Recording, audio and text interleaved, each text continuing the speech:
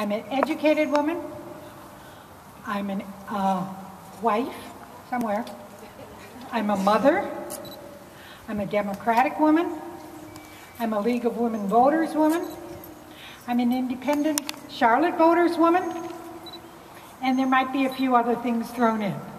So welcome everybody. I'm glad you're here. We have some candidates here as well. They will mill around and hopefully they will say something. Some will speak on their own behalf and some may speak on behalf of their husbands or boyfriends that are running, or gentleman friends or lady friends or whatever. So welcome all of you. Okay? I'm going to just read something to you. Bear with me.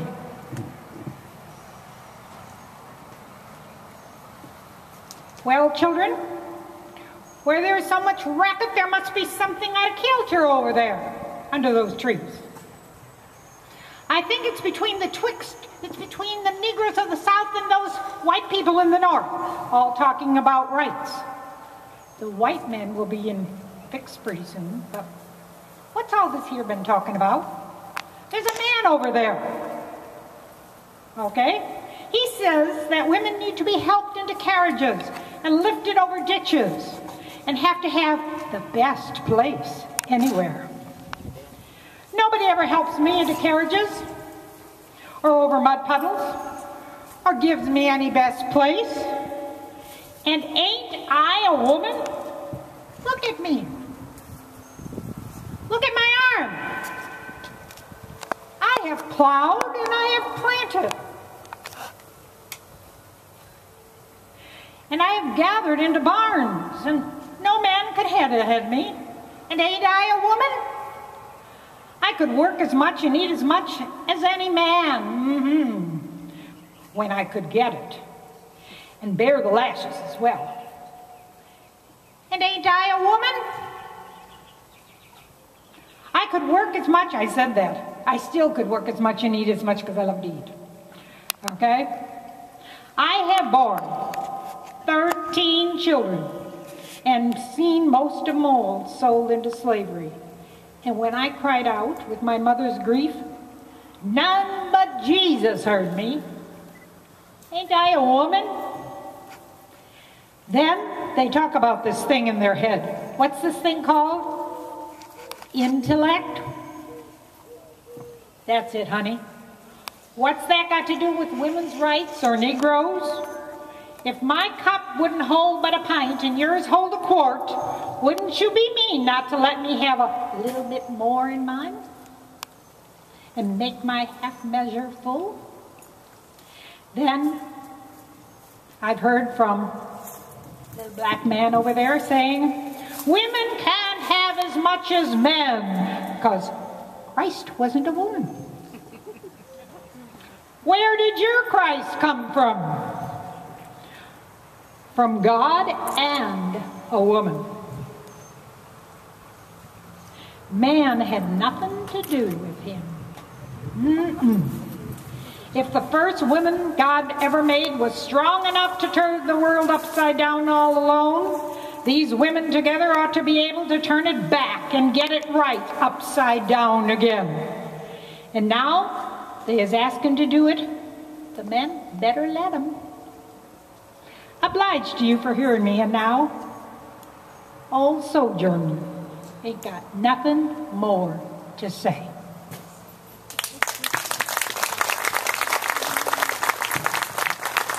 This was sent to me this morning by a wonderful lady in Kennebunkport, Maine.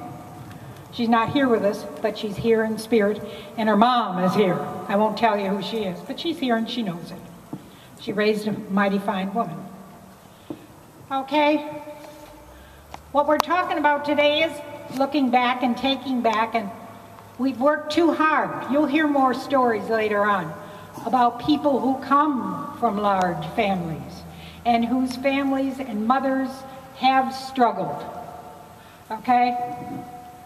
My father came from Czechoslovakia. He always referred to himself as a DP. He called it displaced person. And he was bound and determined to make life better here in America and for his family and children. How did he do that? He was a member of the IBEW at A.O. Smith in Milwaukee, Wisconsin. When I graduated from college, I was told by a very wise woman instructor to get involved in my teachers' union, which I did, so that we could fight for better rights for children, for its class size, teachers, equal pay, because at that time, yes, there were head of household earners that got more pay for the same job. I did get involved, and because of that, I met a fine man who became my husband. I yell and scream at him because I'm practicing for I don't know what, but I'm proud we met. Yeah, he's gonna cry too. We met at a rally for teachers. So anyway, we're here fighting for the future. I have one more thing to say to you if I didn't lose it here. All right, I'd like to share another quote from you. I was in Wisconsin last week, and it meant something. Rosa sat so Martin could walk. Martin walked so Barack could run. Barack ran so our children can fly. And that's why we care. Our children are our future. We can't let them down. What takes maybe a short time to destroy can take years to recreate. I'd like to take the opportunity now to call up Margaret Spahn. Margaret is from the NAACP. She is from an organization of women called WIN, W-I-N, which stands simply for Women in the NAACP. Margaret? Margaret is going to ask you to stand and sing. Is that not right, Margaret? Okay, she's going to lead us in song. I'll bet you have no idea what it's called. Margaret?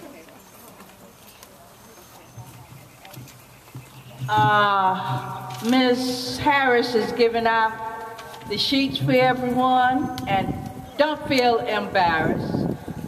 I've been in this NAACP for many of years, and there's quite a few that do not know Lift Every Voice and Sing by heart. So you have it on your sheets. How many verses are we going to sing? Not all of them, please. Okay, we have one, two. Let's sing the more familiar one. Okay.